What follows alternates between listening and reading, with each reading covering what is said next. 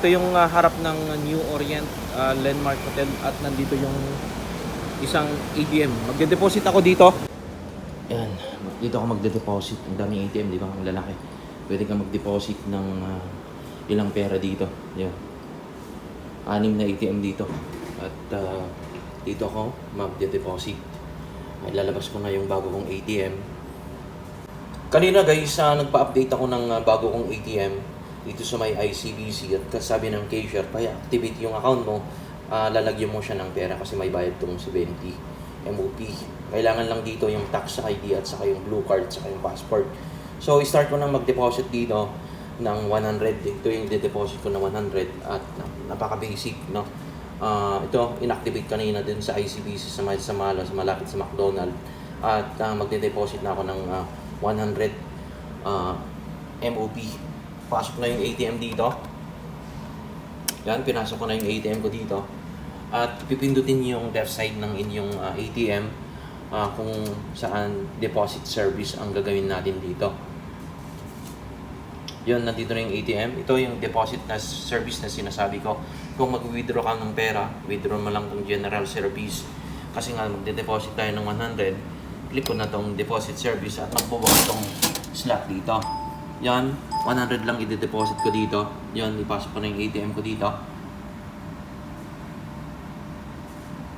Confirm natin.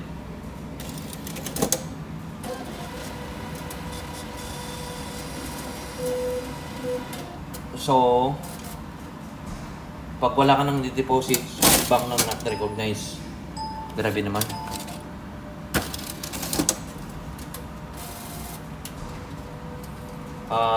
Palitan mo lang yung continue insert. Pati yung ma-recognize ba? Bagong withdraw yan. Yan, pinasok ko ulit, then confirm.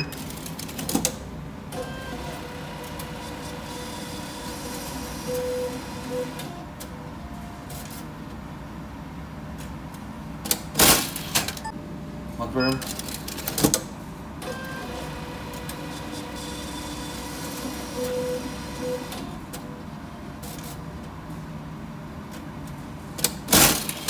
Hindi nyo ma-recognize guys yung pera ko. Palit tayo sa kabila. Kasi may mga ATM kasi na hindi talaga ma-recognize. Kakancel mo na. Hindi ma-recognize yung pera natin. So subukan nyo yung isang ATM dito.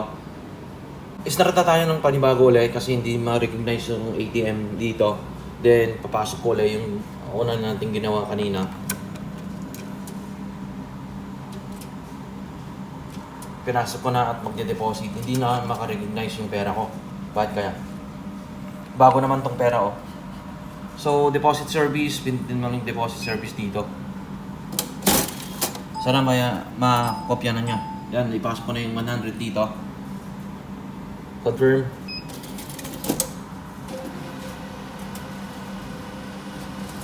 Ayan, tumunog na. Na-recognize na yan. Pag ganun. Yun.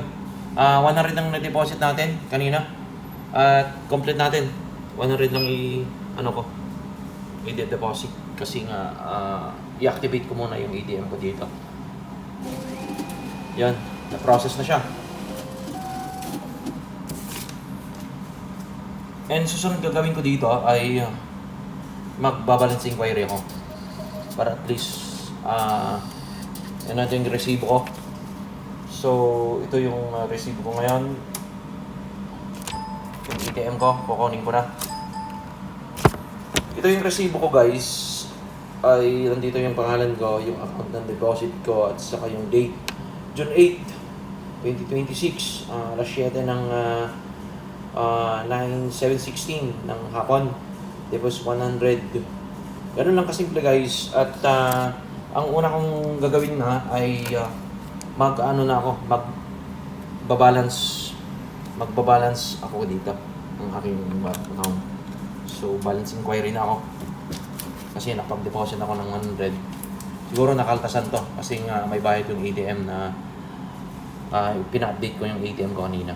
Then cash withdrawal, general service continue, then yung PIN ko.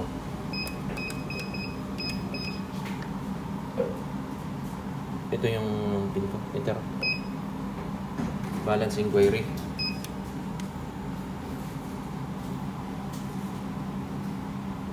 Ayun, 100. Then, pwede mo na siyang cancel.